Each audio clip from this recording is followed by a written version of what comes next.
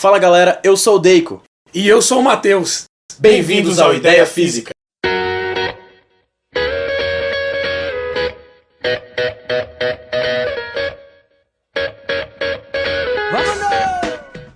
Fala pessoal do Ideia Física, hoje a gente continua aqui, certo, com as aulas sobre ondulatória. Hoje nós vamos falar dos tipos de onda, ok? E dos elementos que uma onda tem. Mas antes de começar, vamos entender de fato o que é uma onda. Tá aqui, ó.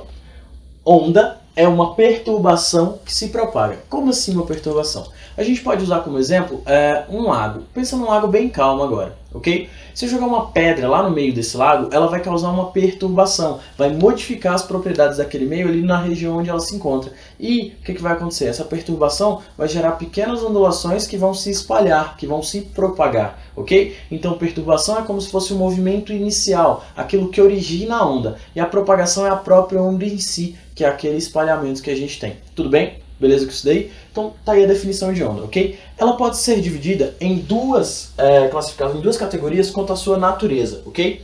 A onda pode ser mecânica ou eletromagnética. Vamos entender aqui primeiro, ó. A onda mecânica, certo? Ela é a onda que precisa de um meio material para se propagar. Então o que vai acontecer? Se, por exemplo, eu tenho o som da minha voz. O som, a onda sonora, ela é uma onda mecânica e sem um meio material ela não se propagaria. O que isso quer dizer? Que ela necessita das partículas do meio para transportar aquela energia. Tudo bem? Beleza? E a onda eletromagnética é justamente a onda que não necessita de um meio para se propagar, como por exemplo a luz, certo? A luz do Sol chega até a Terra, mesmo tendo uma quantidade de matéria muito pequena entre Sol e Terra, praticamente um vácuo, ok? Então se a gente fosse dizer no geral aqui onda mecânica precisa de um meio para se propagar, onda eletromagnética não precisa de um meio para se propagar, ok? Uma coisa muito importante sobre as ondas, anota aí por favor, é o seguinte: onda não transporta matéria, ela transporta apenas energia. Ela pode até fazer a matéria oscilar, ok? Como assim? Pensa de novo lá no lago. Agora pensa que tem uma folha parada ali, ok? Se eu joguei a pedra, o que vai acontecer? Vai formar uma ondulação que vai levantar a folha e fazer com que ela volte ao seu estado local. Ela vai ficar fazendo isso aqui, ó. Ela vai ficar oscilando, subindo e descendo, mas não vai acontecer dela ser transportada para frente. Então o que acontece? A onda move a matéria, sim, em uma oscilação. Ela movimenta a matéria, só que ela não faz a matéria se deslocar. Ela não transporta, não tira a matéria de um ponto A para ir para um ponto B. Tudo bem, pessoal? Lembra disso, por favor. Aí olha aqui, ó. Outra classificação que a gente tem para as ondas é a seguinte: ela pode ser classificada como transversal ou longitudinal, tá bom? A onda transversal é a onda onde a perturbação e a propagação, certo, fazem 90 graus entre si. Como assim, ó? Quero que você imagine aqui agora, nessa onda, uma corda. Essa parte branca aqui é realmente uma corda. Então se eu estivesse aqui, ó, balançando essa corda para cima, para baixo, para cima, para baixo, e levantar a corda para cima e para baixo seria a minha perturbação, ok? Então a perturbação é vertical. Mas a gente sabe que, por exemplo, o pulso que se formaria na corda iria para lá, iria da esquerda para a direita. Então seria uma propagação horizontal. E essa é justamente a definição de uma onda transversal, quando perturbação e propagação são perpendiculares entre si, beleza? Aí olha aqui, ó, a longitudinal, posso colocar como exemplo aqui uma onda sonora. Coloquei um alto-falante desenhado aqui e olha o que está acontecendo. A membrana do alto-falante está indo para frente e para trás, para frente e para trás, para frente e para trás, beleza? E o que acontece? Quando ela vai para frente, ela empurra as moléculas de ar. Essas moléculas de ar batem nas outras, que batem nas outras, que batem nas outras, e assim vai se propagando a energia aqui, ok? Então olha que interessante aqui, ó. A membrana estava indo para frente e para trás, então a perturbação era horizontal. E a propagação foi da esquerda para a direita, logo também era horizontal. Então olha o que acontece. Transversal, perturbação e propagação fazem 90 graus entre si. Longitudinal, perturbação e propagação fazem 0 graus entre si, ou seja, são paralelas, ok? Estão na mesma direção. Tudo bem, pessoal? Para fechar aqui, vamos dar uma olhada nos elementos de uma onda, ok? Os que eu vou destacar aqui para você agora são 4. Na verdade, a gente já falou de 2 deles, frequência e período, mas eles estavam aplicados ali ao movimento periódico. Vamos observar como eles se comportam em uma onda, tá bom? O primeiro elemento, o mais tranquilo de entender aqui, vamos colocar, é o comprimento de onda, certo? Primeiro eu quero que você entenda que comprimento de onda, apesar de serem 3 palavras, a gente pode entender como se fosse um único termo, certo? Por isso não é errado falar o comprimento de onda da onda, porque cada onda tem o seu próprio comprimento de onda. E o que seria isso? Pensa no seguinte, lá no lago de novo, joguei uma pedrinha, ok? Depois de um tempo, joguei outra pedrinha.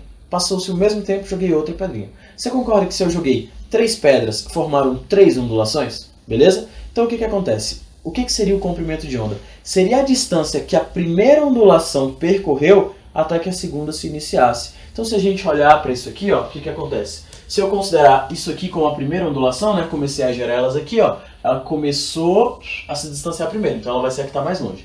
Então a primeira ondulação está aqui, ó. Beleza? E a segunda está aqui.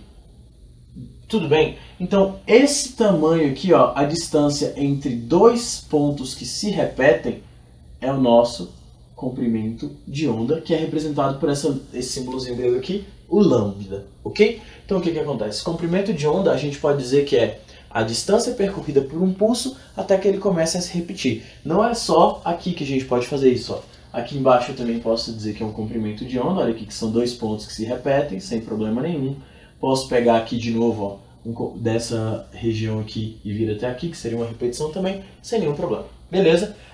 Frequência. A frequência é muito tranquila, ela é visual na onda. Ela é justamente a quantidade de repetições que vai estar acontecendo. Então, a frequência, para você determinar se ela é maior ou menor em uma onda, basta olhar para o número de repetições. Quanto maior for, maior a frequência. Lembrando que uma repetição, galera, é justamente isso aqui, ó. Por exemplo, se esse cara sai deste ponto, ele vai subir, descer e subir de novo, não é? Quando chegar aqui, ele não vai começar a se repetir, ela não vai subir, descer para subir de novo. Então, isso é uma repetição. No caso dessa onda aqui, olha o que acontece. A gente tem 1, 2, 3 repetições acontecendo. Tudo bem? Beleza com isso daí? Aí vem a amplitude, tá bom? A amplitude de uma onda, certo? Está relacionada com a energia que foi utilizada para gerá-la. A energia que a onda transporta. Então, quanto maior a amplitude, maior a quantidade de energia transportada por uma onda. E, olha aqui, ela é basicamente o tamanho da vibração. Olha o que vai acontecer.